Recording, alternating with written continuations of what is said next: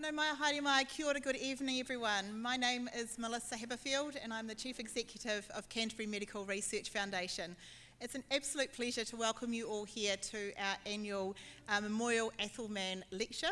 And this lecture has been running for many, many years, so it's a delight to have you all here. Please feel free to just head on up the stairs if you like.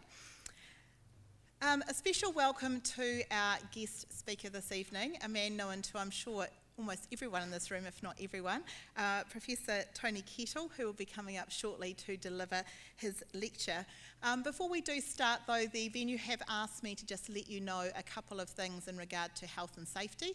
If we did need to evacuate the building, just over here where the little green man is, you can see that door just pushes open and you just go down some stairs and out to the gathering area, which is in the car park behind there. If you do have mobility and you are not able to go down the stairs, the venue staff will help you to get out of the building. Also, if you do need them at any stage, the bathroom's just out the door round to your left, follow round past the lifts, and the bathrooms are in there as well. As many of you will know, CMRF is a charitable foundation and we've been around for 65 years, so we're delighted to be celebrating our 65th anniversary this year. To enable us to be able to fund all the research that we do, we work with a number of trusts, estates, private givers and other organisations who are wishing to fund and support medical research here in Canterbury. Over our 65 years, we've actually raised $36 million and been able to use all of that to be able to invest in Canterbury-based health and medical research. This year we've had our largest year of giving. Some of you may have heard me say this at other presentations we've done this year, but we've hit the $1.5 million mark, which was our goal to be able to do that by the end of 2025, which we have hit, so we're delighted to do that. And I know some of you in this room are either currently funded by us or have been funded over the years. We are going to be doing a celebration event at the end of this month, which is going to be a combination of our annual Christmas function, but also celebrating our 65th anniversary. And alongside that, we are going to be launching our alumni, which we haven't had, would you believe, for 65 years, but we're going to be launching it. So for those of you that are CMRF alumni, we would love you to be able to join in and be able to be part of a way to keep connected to CMRF and be able for us to be able to follow your research journey, given that we do fund the emerging researchers at the early stage of their career, and we love to see where that career goes to in the future. Many of you, as you know, as I said, will know that we were founded by Sir Don Bevan, or Professor Bevan, who, with a number of business and research colleagues, decided to form the foundation, and with the purpose of wanting to try and financially support health and medical researchers to stay here in Canterbury and to have the opportunities to be able to learn and grow, and then one day hopefully have their own research groups. And our presenter tonight is in fact one of those wonderful examples who started their career early on and has been funded a number of times and is now part of the most wonderful research group, which many of you sitting in this audience are part of, so you can be very proud of that. As I mentioned before, we are absolutely thrilled to have this memorial lecture that we run every year. It started back in 1987 with Professor Eric Espiner doing the very first lecture, presenting his lecture, which was called The Adrenal Cortex, a Gland for All Seasons. So all the way back in 1987, and they have been running for pretty much every year since then. Athol Mann was obviously a professor, and he was driven by his life's passions, which were family, education, his profession, music, sport, and community service. He passed away in 2017, however his legacy will continue to live on through this memorial lecture, which is always featuring a highly respected and successful professor sharing their story of their area of expertise. So without further ado, I would like to introduce you to tonight's speaker. As I mentioned, many of you will already well and truly know this very talented and wonderful man, but for those who don't know, I'll just give you a brief little intro. Our guest speaker tonight is Professor Tony Kettle, who is a research professor in the Department of Pathology and Molecular Medicine at the University of Otago, Christchurch. Tony gained a chemistry degree from Otago University in 1978 and started his professional career as a fats and oil chemist in Newmarket in Auckland. He quickly realised that chemistry could lead to a fascinating career, but life was too short to be making miracle margarine. So Tony went back to university for more study. He completed a Master of Science at Simon Fraser University in Vancouver and his PhD here at at University of Otago, Christchurch. Both degrees were in biochemistry of oxidative stress. His research has been focused on chemical aspects of infection and inflammation. With his collaborators, he has obtained substantial funding from the Marsden Fund, the Health Research Council, and AstraZeneca. Tony and his team have also been supported for over 40 years by CMRF, and the funding has been essential for maintaining continuity in the careers of many of the young scientists who have worked with Tony. Tony's published about 170 peer-reviewed papers and supervised numerous postgraduate students. He's a former leader of the Mātai Hāora, the Centre for Redox Biology and Medicine. He was elected as a Fellow of the Royal Society of New Zealand in 2012. Wow, what a bio. That is fantastic. Well, we definitely are in for a treat tonight. It is my great pleasure to introduce our speaker for this evening. Please put your hands together for Professor Tony Kettle.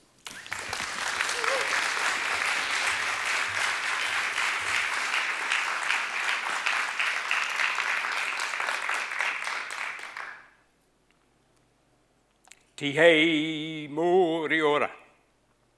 Tēnei te mihi ki te whare e tūnei tēnā koe. Ki te papa I tā koto nei tēnā koe. Ki te mana whenua o tēnei rohi ara.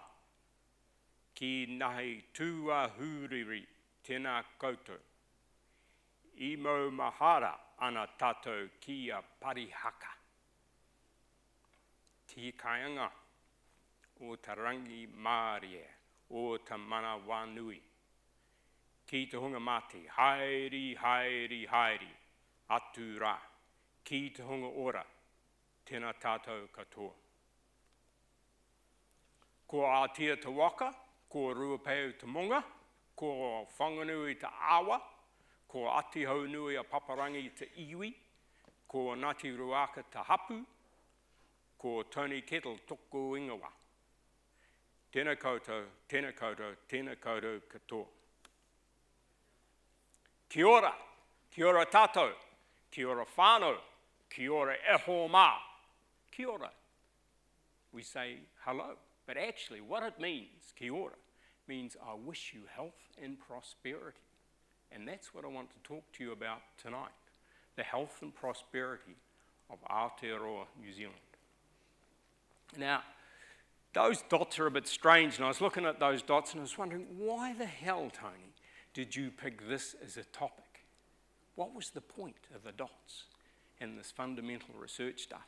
And I realised actually it's been grinding away for a while. That there's a story very dear to my heart that I want to tell, and that's about the demise of fundamental research in New Zealand. Over probably the last 3 decades, there has been a call for us, for the research community, to do more and more and more types of research, and to do that on less and less funding. Now, that doesn't work, eh? It simply doesn't work. So what we're seeing is a precious taonga, just like our kākapo and our tuatara, that are starting to wither, and we have to do something to ensure that does not happen, both for our indigenous species and for something I think is so precious, and that's fundamental research. And I'll try and explain why tonight. And I think essentially my point is that if New Zealand wants a healthy and wealthy society, we have to be wise. We actually have to think, how the hell are we going to achieve this?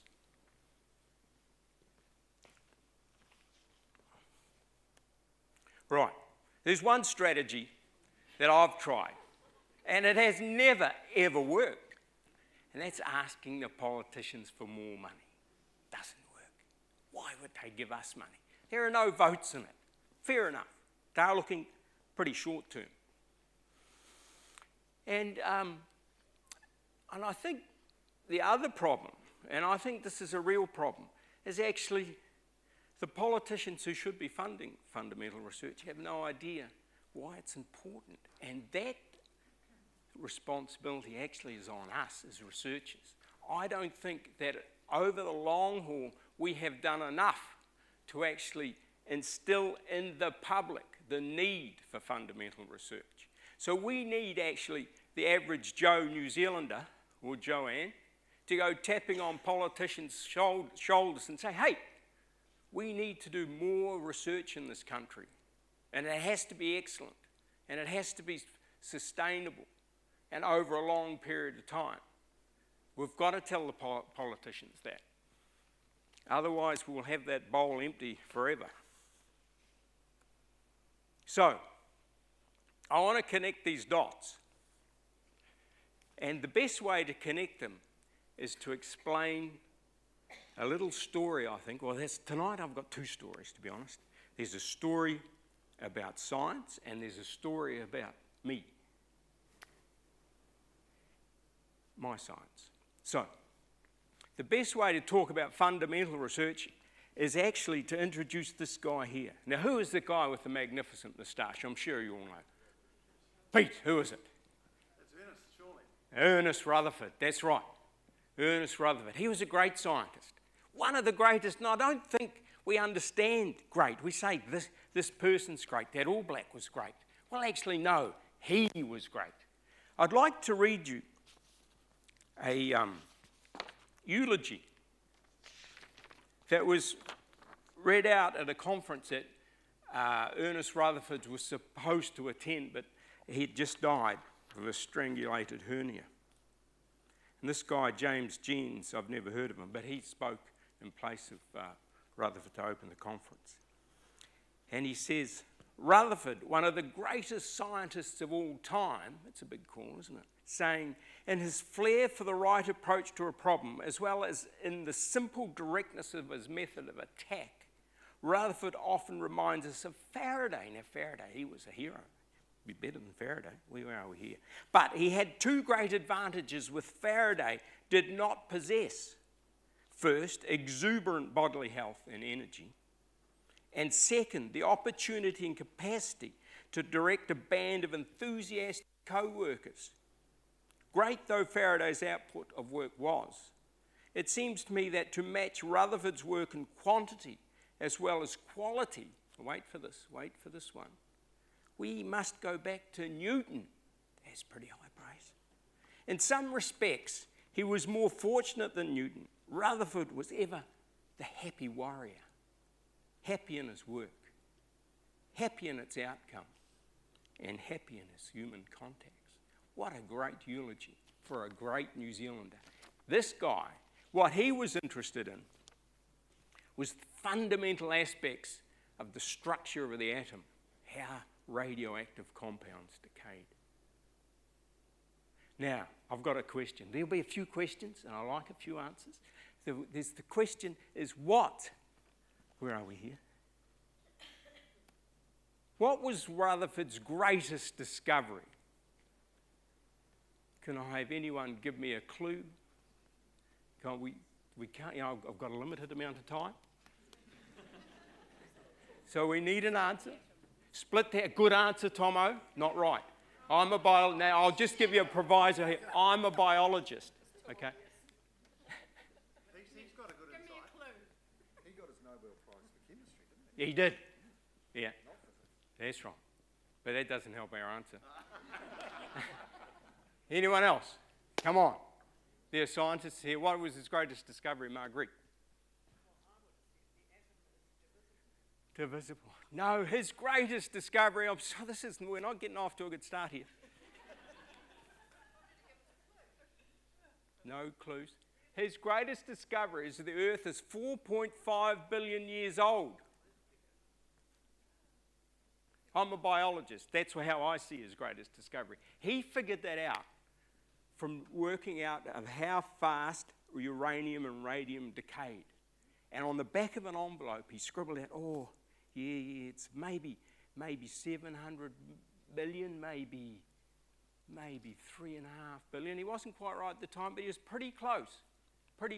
He used to walk around with a bit of pitch blende in his pocket. That's the stuff where you get uranium from. And there's a story that a young student came up to him and said, oh, Professor Rutherford, how old do you think the Earth is? I think it's about 20 million years old. And Rutherford pulls out this pitch blende and says, oh, I reckon this is at least 700 million years old. So why is that a great discovery? Well, at the time, people thought the world was only 20 million years old, and that was a bit of a problem. Because this guy here, Charles Darwin, he had come up with a preposterous idea, absolutely preposterous. And he reckoned that things evolved. So I'd like to read you from this book that this guy Darwin wrote. It's quite a good book, actually. And I recommend, particularly to young science students, that you read the thing. So this is the last paragraph. And Darwin writes, there is grandeur in this view of life, with its several powers having originally breathed into a few forms or into just one. And that, whilst this planet's gone cycling on according to the fixed law of gravity, from so simple a beginning, endless forms, most beautiful and most wonderful, have been and are being evolved. Wow. So, Darwin had a problem, though. And Darwin's problem, that for all that evolution to occur, there simply wasn't enough time. But Rutherford, thankfully, gave Darwin time for that evolution to occur. 20 million years was the previous guess. Evolution couldn't occur in that time. But 3.5 billion, well, who can conceive 3.5 billion years? There was enough time for evolution. But there was another problem Darwin had. And this guy here, he came along and helped solve it. Now, I've got $10 in my pocket. Can tell me, non-scientist, got the 10 here, non-scientist can tell me who that guy is. No, he was, in the best possible way. Come on. Holmes's buddy. No. It's not one. Okay. Maurice Wilkins. Of course it is. Of course you won't know Maurice Wilkins. He was born in New Zealand, Maurice Wilkins, and he was here, and he had 1 year of primary school education, and off he went to Britain. And we claim him as a New Zealander because we have to claim anyone that's had a remote association with us. But Maurice Wilkins there, along with Watson, Crick, and Franklin, discovered the structure of DNA. And from that structure, they got the idea that there was a code, a possible code and a blueprint to make proteins. And that's what Darwin was missing, a mechanism in which characteristics could be passed along from generation to the next and perhaps changed in some way that then favoured a more changed with the environment. So here we have Wilkins here, and what have I got up there? He gave the mechanism. So from Wilkins' discovery, along with the others who actually probably played, let's say they played equal roles, so I won't get into that argument, we can go from DNA to RNA to protein. That was back in 1953. So we're going to skip a few years. And now, between that time, between 53 and 2000, there was an explosion of work.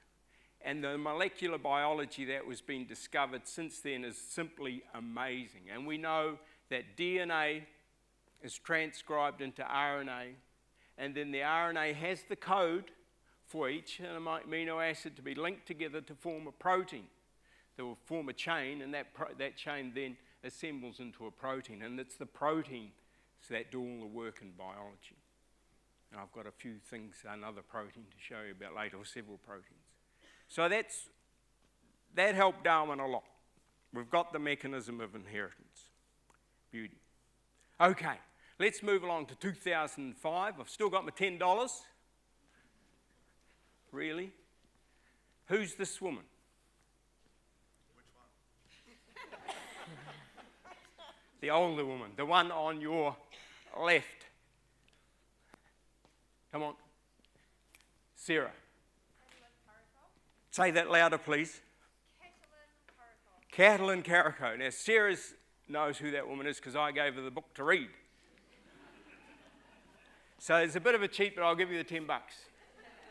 So here we are, Sarah. PhD student, you need your money. But I think that what you could do is afterwards you could buy me a beer with that. All right? Carolyn, so what did she do? She figured out something quite remarkable. She figured out how you could actually put RNA into humans to produce protein, a protein of whatever type you wanted. And she did an amazing thing. She figured out that because people were trying to do that, but she was well ahead of the game.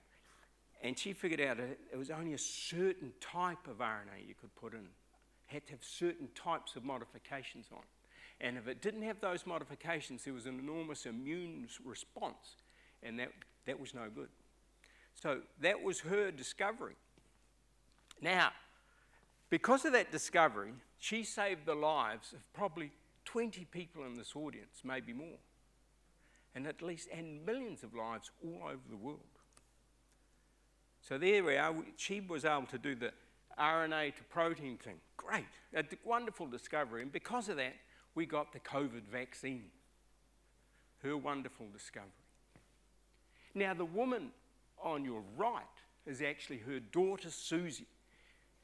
And she was a wonderful woman too. She won 2 gold medals at the Olympics in rowing. She rowed for the American 8, 2012, 2016. She had the same gutsy tenacity as her mother. And it's, I think my book of the year is Kettle and Carico's biography. So, it's time to join the dots.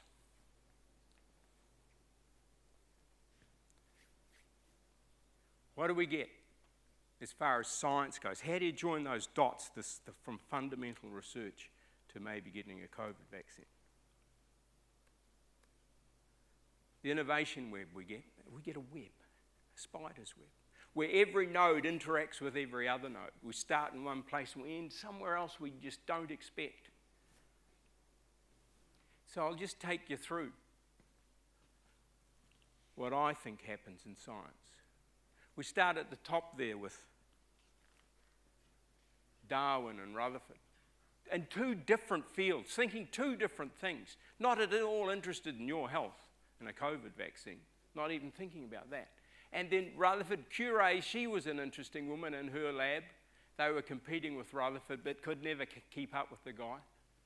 And then we have Pasteur down here discovering bacteria and vaccination, and other people discovering viruses and then finding out there was a thing called the coronavirus, all types of it. Then over here with Darwin, it led to some bloke called Avery, I think his name was. He discovered that DNA had the transmissible information. And down we go through Wilkins and all the others finding out about proteins. And then someone discovered antibodies in the blood. They go up when you get an infection.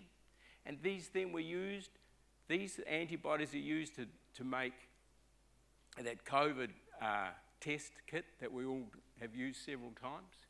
And also Carico knew that you had to generate antibodies to get the fight going on so you could kill the virus. Generated, essentially her work caused the antibodies to be produced in the body. Then she went and joined a start-up company, and then Big Pharma came in and we got our vaccinations. So we were using both these things, which I can link all the way back to our mate Ernest Rutherford. So, from a big science point of view, my message here is that fundamental research is crucial to our health, and it's fundamental research, people really only interested in what makes nature or the physical world tick, that we actually learn how to get or how to make major advances that will impact on our health. Now, that's the first story, done. Second story, we're now moving. We're moving to Taihape. Taihape, the dead centre of the North Island, Te Ika Maui, and the birthplace of Fred Dagg and gumboot throwing. Okay. In 1956, I happened to land in Taihape. This photo here was taken in Takahia Street, Taihape.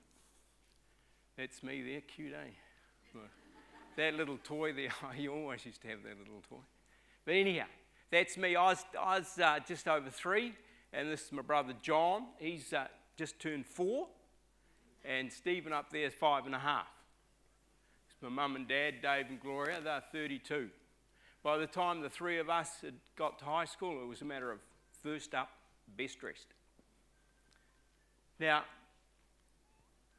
when mum and dad were young, they both got very serious bacterial infections.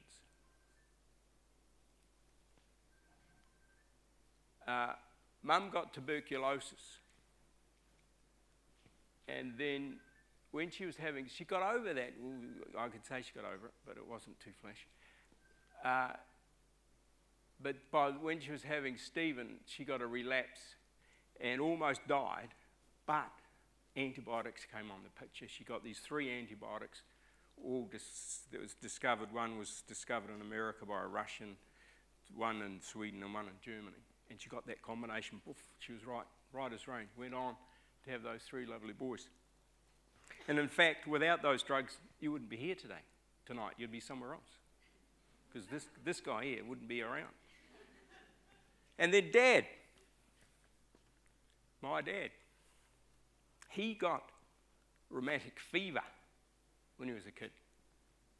Got a pretty bad dose of it. But he got over it eventually. It was kind of he used to tell us about it. It was a big thing for him as a young fella. But he did get over it. And he was the sort of guy that would do everything. Dad was a great rugby player, terrific little halfback. He loved playing the trumpet, so he was in a jazz band. He was in the brass band. He was the master of the brass band, taught heaps of kids how to play the trumpet. He was on school committees. This is his truck here. He used to drive for Mobil Oil and take all the petrol out to the farms. He ditched that job and he became a barber, and he was the sort of life and soul of the town. He did everything, and he did everything with a smile on his face, eh? Everyone loved Dad. He was fun. And then on his 45th birthday, he started to get chest pains. Oh, that's not too good, he said. I don't like that. And so he went and had an chest x-ray, and the doc said, oh, your heart's enlarged, Dave. Oh, see, that's no good. But what he was really bothered about was that he was getting shortness of breath. Now, this is not good. He said, Tony, this is not good. I've got to feed that horse. I can't get up the hill anymore. So Dad liked to breed horses as well. He had his finger in many pies. And he said, would you help me? Because I can't get up that hill anymore. I said, fine, Dad, I'll whip you up the hill. I'll go up the hill. I'll go up the hill, feed the horse. He said, look, that horse, I want it to be in foal because I want to breed a winner for the Melbourne Cup. He was pretty ambitious, my dad. And I said, yeah, Dad, I'll go up there. So he'd drive me to the paddock just out of town. I'd race up the hill, feed the horse, come back. He'd say, what's that horse like, Dad? Tony, is it okay? I say, yeah, it's looking like it's in foal, Dad. Yeah, definitely. He'd say, look at me, and he'd go, oh, you little liar. He could read me like a book. A week after I started helping Dad with horse, he dropped dead. His heart had failed. Now, why was that? That was not a good outcome. With rheumatic fever, it's an infection, right? With streptococcus, group A streptococcus. And what happens is there's a sort of a quirk of the immune system, is that the valves in the heart get damaged. So here's a normal heart that's the mitral valve there. They get so damaged that they close up and the heart can no longer pump properly. They also leak a bit of blood. So over the years, and it could be decades, in Dad's case it was probably 3 decades, the heart gets bigger and eventually fails, can't pump anymore. So that's what happened to my dear old Dad. Now, there's 53 years later, we know we've got good drugs for rheumatic fever, we've got good diagnostics, we've got really good operations to fix those valves. But it's kind of amazing in this country of ours, really amazing, that we rank 3rd in the world for the highest rate of rheumatic fever. This is a disgrace. And it affects mainly poor Maori and Pacifica kids. Maori are 12 times more likely to get rheumatic fever than their peers. Pacifica children are 23 times more likely.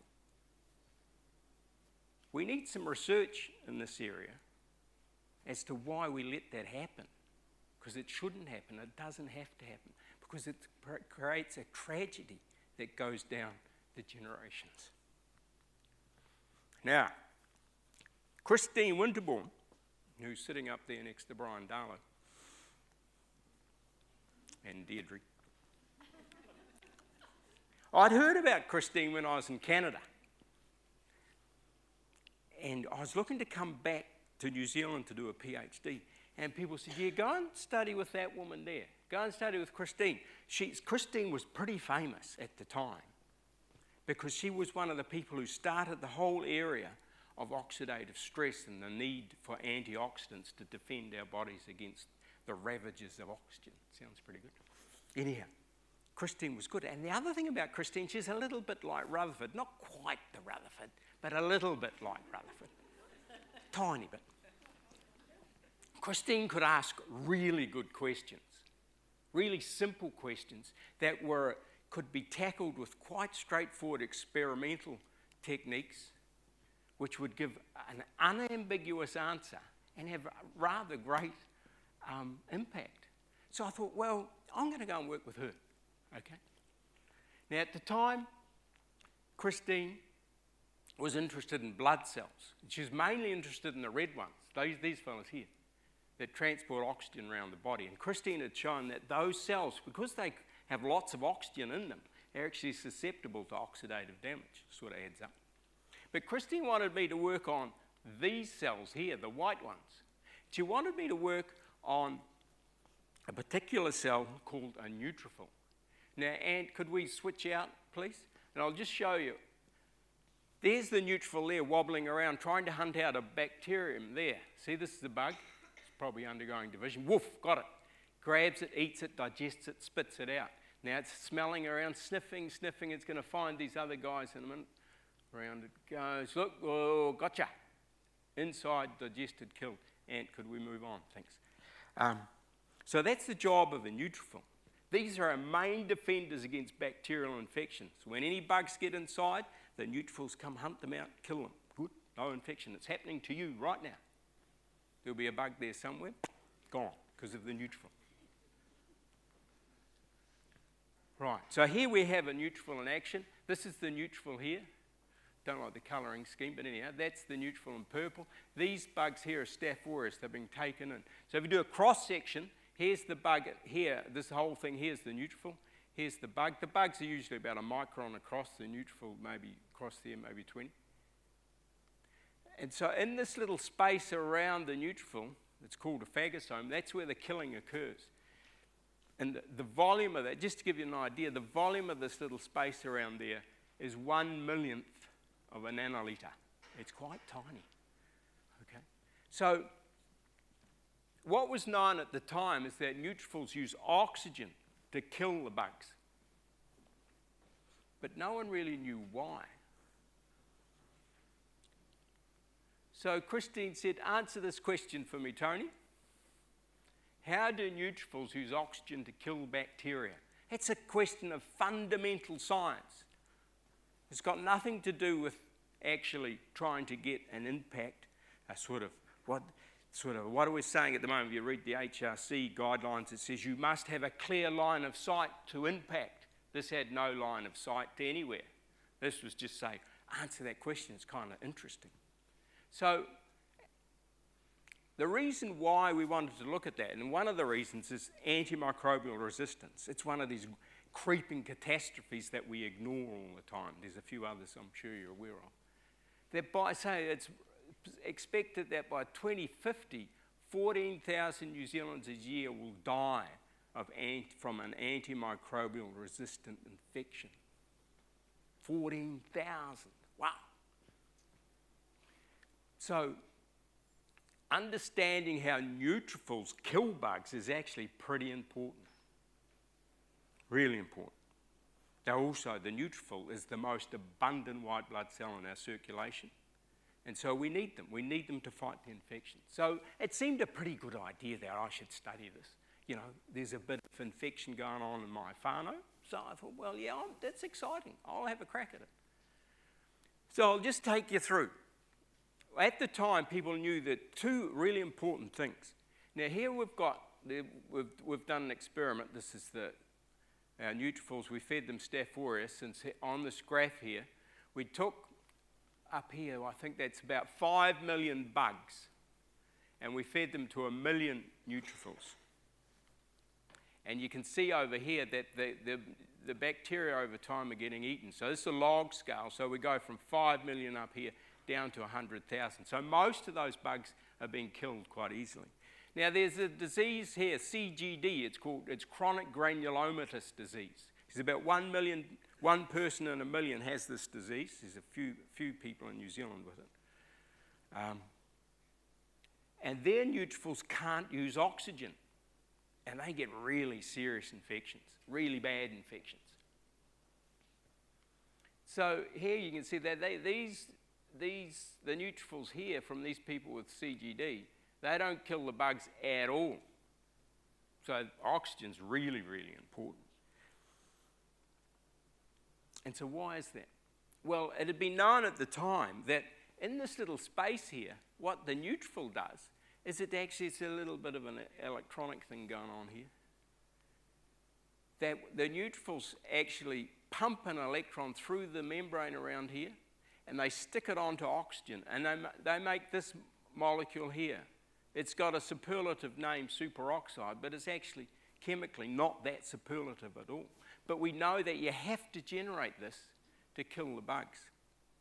And there was lots and lots of controversy over the time as to why the hell is a neutrophil generating that molecule, very similar to oxygen, but not exactly oxygen.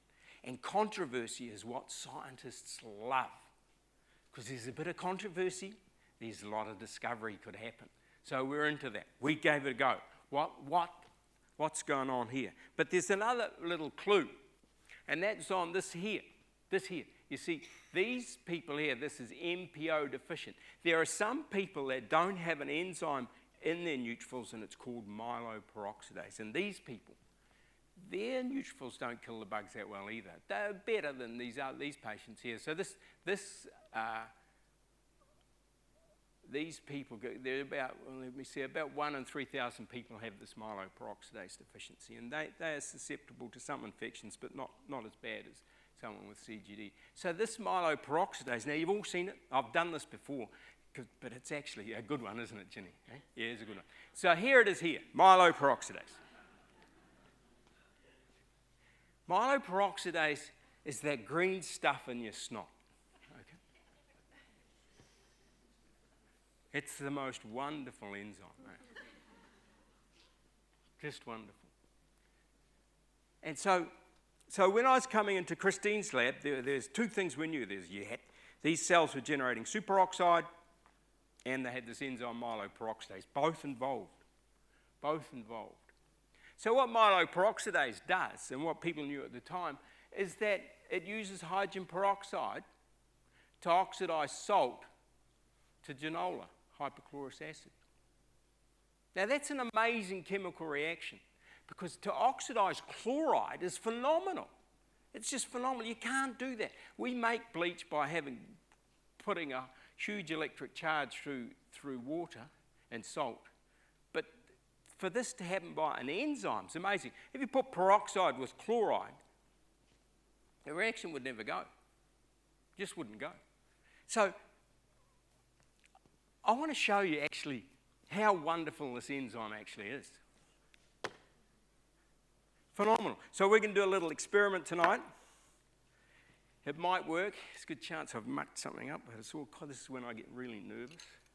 So I'm going to put a probe in here, and the probe reacts with bleach, and you'll see what happens. So I won't tell you that part. So, it's stuck. Now, I love enzymes. I reckon enzymes are the most wonderful creation of nature, without a doubt. Because if you didn't have enzymes, there'd be no life at all. They catalyse reactions that, as I said with the chloride thing, just won't go. Most of the reactions in our body would not go unless we had enzymes. So I give thumbs up to enzymes every time. Love them. There's a guy that wrote a book called For the Love of Enzymes. He's a nerd like me. Right. So I'm going to put this probe in here. The bleach, I'm going to try and show you this reaction. The bleach will react with the probe to give us a product. Now I'm going to put that in there. This is just the probe and a bit of buffer. Now, I just want to make certain. John, I just met John before. Is there any colour at all in there? No. Good on you. That's right. So, what I'm going to do next, Next, I'm going to put a bit of peroxide in there and see whether they react.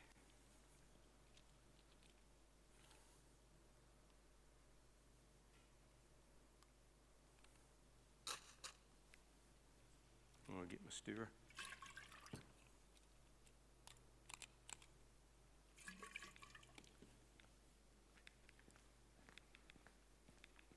Is there any change to that, do you think? Yeah? No?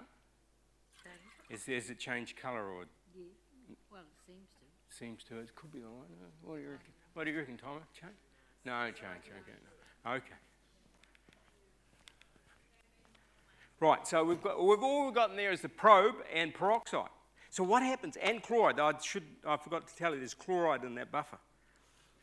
So we've got the peroxide, and we've got the chloride, and we've got the probe. Nothing's happening. So now we're going to put in the enzyme, the myeloperoxidase, our green enzyme. Now, I need to, where's my pointer? I'm getting a bit mixed up here. There we are. So what I've got here is I've got 200 parts of peroxide we're going to have, 1 part of enzyme and 20 parts of probe. And so I'm going to show you this catalytic, because it has to be catalytic because there's only 1 bit of the enzyme and there's 200 peroxide. So it goes round and round and round, producing bleach which will oxidise our probe. So let's see. This better work. Right. Get that mixing, and we go. Look at that. Success. Blue. So now why is it blue? It's gone a lovely blue. Look at that. It's going darker and darker. It's going blue because now the probe doesn't absorb light. So we see white. Don't see anything. But now we've got a product that absorbs light. So we see blue. Right. So I only put in a little bit of peroxide. I'm going to put in a whole heap of peroxide and see what happens. There's my peroxide. What happens now? Get that stirring.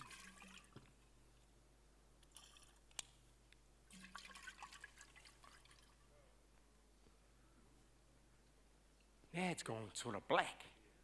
It's gone black because there are lots of products in there. And they're all absorbing light, so most of the light's absorbed, it looks like black. But let's leave it. It's time I moved on. See what happens.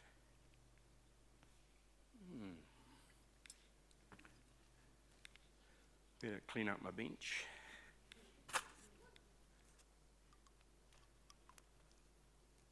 Put my tip away. Right. So I'll move on. So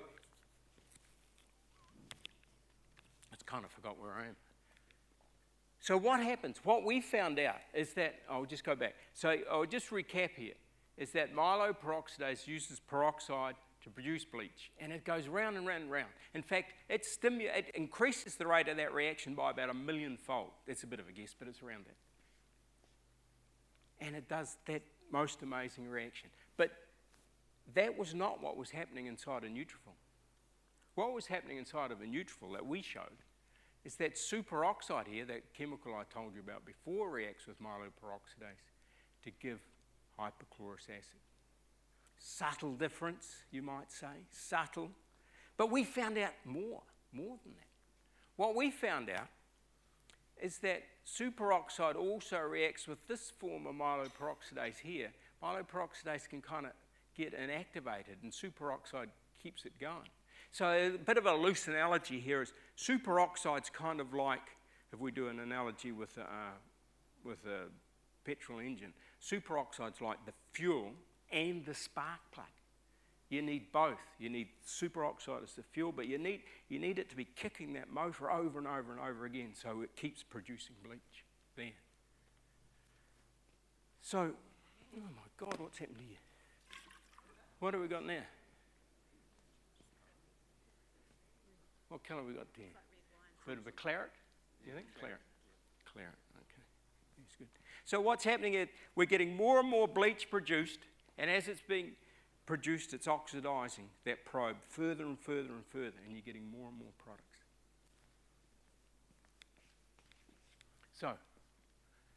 So let's see, this video here is probably one of the best video you'll ever see. Well, I love this video, so I'd like you to at least like it a little bit. How do we get... here we go. So what we've got a probe here. That there are neutrophils eating bacteria, and they take up the bugs. And what you can see is that as they're eating these inside the neutrophils going red, and that's because the bleach here is reacting with our probe going red and showing hypochlorous acid is in fact formed inside those phagocytes. And it's killing the bugs. It's a terrific little video. I'd show it to you again, but you might not want me to. So we'll move on. So why is that important? We've shown, it's a fundamental question, that neutrophils use superoxide to generate peroxide, and they also use it to keep that enzyme going. Well, these bugs here, mycobacteria, they're sort of like the bugs that Mum had in a TB infection, mycobacteria tuberculosis. They can sit inside a neutrophil and live forever because they have a waxy coat here. And what we found out is that the bleach doesn't touch them. There's just not enough, and it's because of that coat. Now just imagine, this is the old fundamental research thing, next question please, is just imagine if you could it's not an antibiotic really, but have a drug that stopped or just made that waxy coat a little bit porous so the bleach could get in and kill the bug. So that's the next place to go with our fundamental research. These bugs here, Staph aureus, they're quite common. 30% of you will have them on your skin. Cause common infection, they're a problem in hospitals. They have a couple of proteins that actually end up putting the enzyme myeloperoxidase down here and prevent production of bleach. So people with that type of Staph aureus can get serious infections. The neutrophils wouldn't kill the bugs. So we're trying to find out, can we actually disarm the staph? So there's a bit of an arms race going on here. Can we figure out how neutrophils kill? Because some bugs certainly have, and then we say, okay, if the bugs are working in a particular way, can we shut that down and make the neutrophils kill? So we actually boosting immunity. We hear that a lot, but this is actually a real way in which we could boost someone's immunity by switching this system back on again.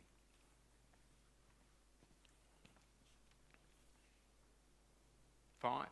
Oh, I've got a half an hour left. Huh? Okay. So it's the thing about doing fundamental research is that you actually find things out along the way of doing the research. First of all, because we actually knew quite a bit about myeloperoxidase, AstraZeneca, big pharma, from Sweden came knocking on our door and they said, could you help us with one of our projects, please? We think myeloperoxidase is involved in these diseases and we'd like you to help us develop our drug. And we said, yes, we'll do that for a fee. We're happy to do that.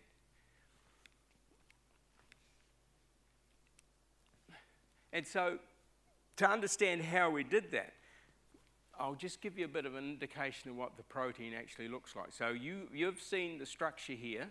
This is a crystal structure of myeloperoxidase. Now, I must admit, it does actually still look like it, but it's not. But down in here, down in that little spot down there and there is where the chemistry occurs that I've been talking to you about. So if we go zoom in, you can see there's something down in there. And down in there, oh, I don't know why I do that, is this thing called a heme. And this is where the chemistry happens, where the catalysis happens. Now, obviously, you've all heard of hemoglobin. It has a heme similar to this, but it's not the same, not quite the same structure.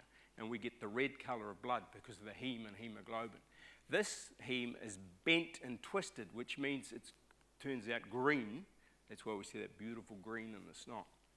But it also gives it extreme reactivity.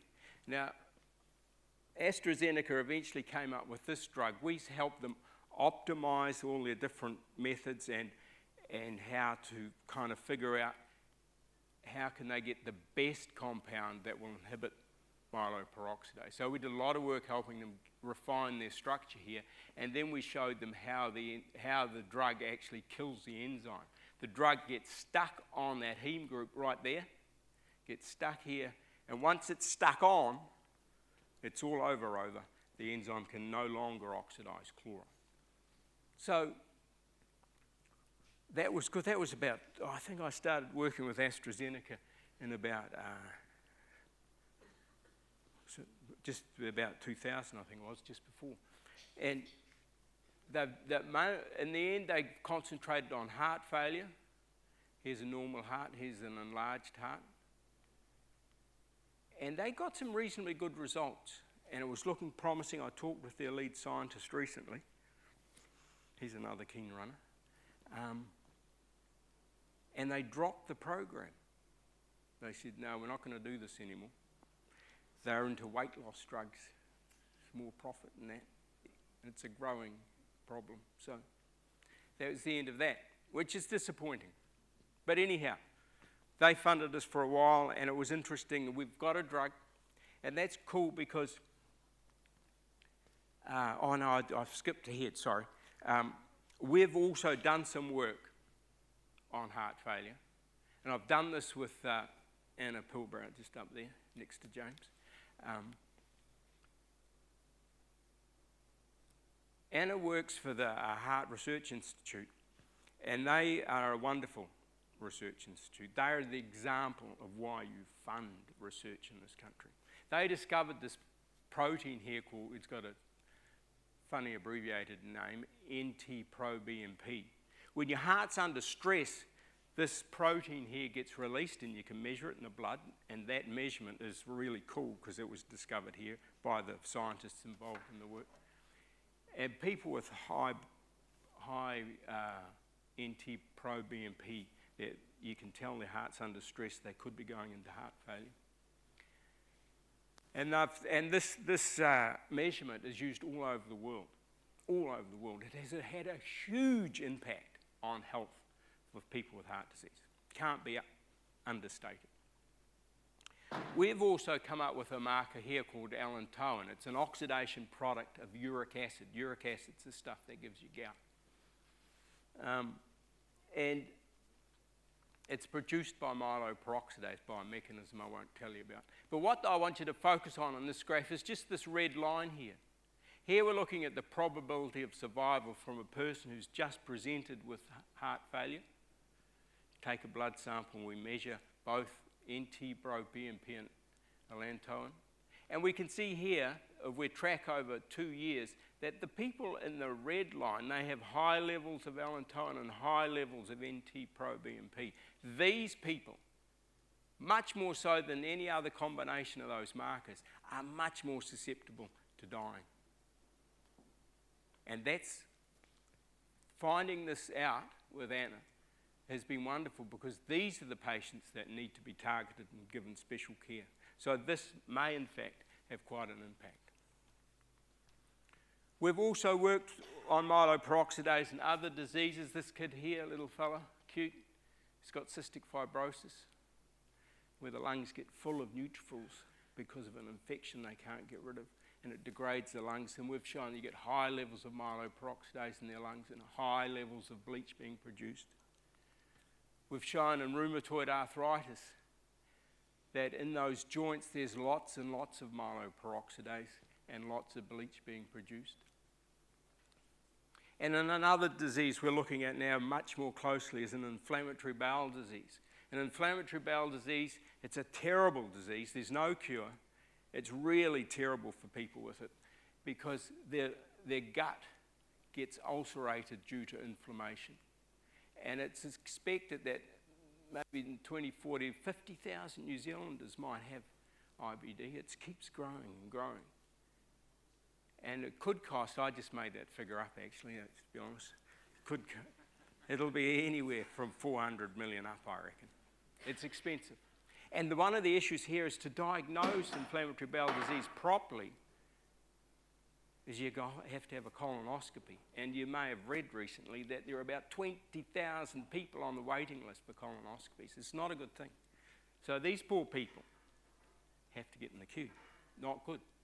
So we've worked, well, this ulceration here, in part early in the disease, is caused by neutrophils. There's lots of neutrophils go into the gut, and they do stuff. So we asked a couple of questions. We collaborate with Richard Geary, great gastroenterologist.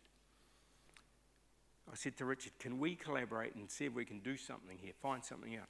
So we asked a couple of questions. Is myeloperoxidase present in feces there?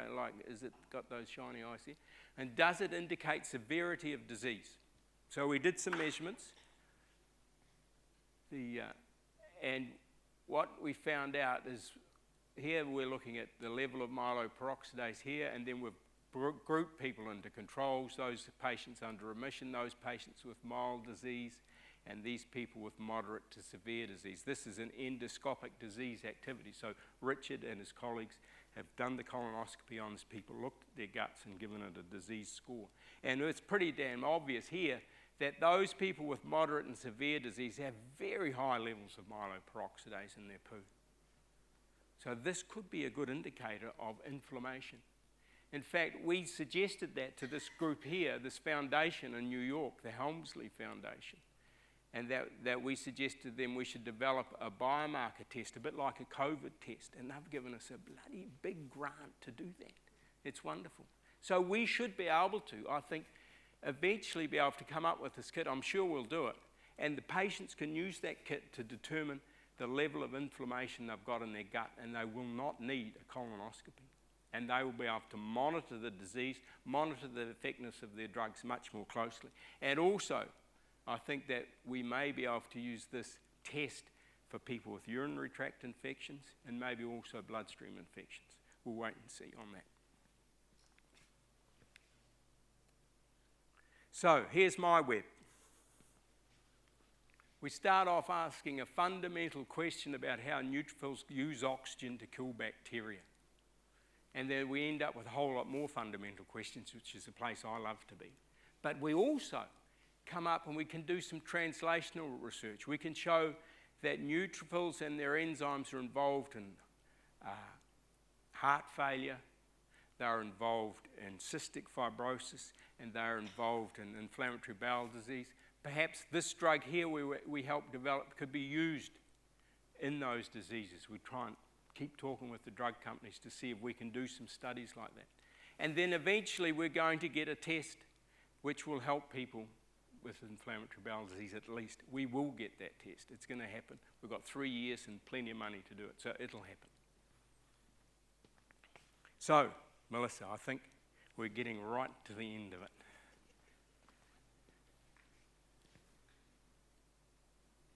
My message here has always been the same for a long time, that we do fundamental research because research saves lives. I put that up there on the School of Medicine many years ago with the help of the CMRF. It is by far my biggest publication.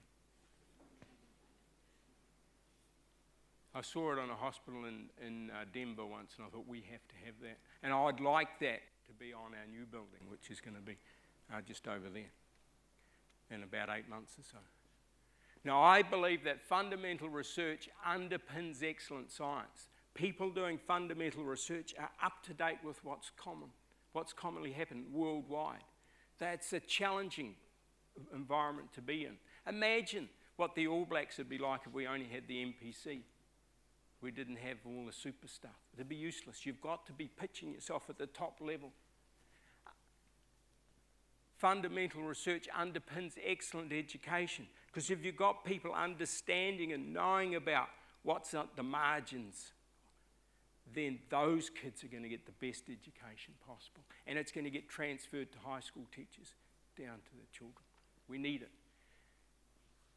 Fundamental research underpins excellent healthcare, because if you've got a culture of research, and we have that here in Canterbury, thank God, still holding on to it, then it attracts really good medics to do research in the hospitals, and that impacts the way they can treat their patients. They know the latest was what's going on, and they contribute to the latest information. And it is our absolute pleasure working with medics on doing collaborative studies with their patients and our ideas, scientific ideas. It's great. And I also believe fundamental research underpins democracy, because if we actually know how the world works rather than think we know, then we can make really good decisions when we have hard issues to solve. And the last one I'll go is research is a marathon. It's not a sprint. If we want to be an innovative country, we have to be like Eliud Kipchoge. We've got to be in it for the long run, and we have to be excellent at doing it. We have to be a team. He had this team when he ran his sub-2-hour marathon. He had a team of people helping him do that. We cannot be a Usain Bolt. It's not a sprint. We cannot, as a country, pick up little ideas that everyone else can pick up. China's got that covered. We're not going to compete with them. We have to have our own knowledge and work together as a country to exploit that knowledge for the benefit of our health and our prosperity.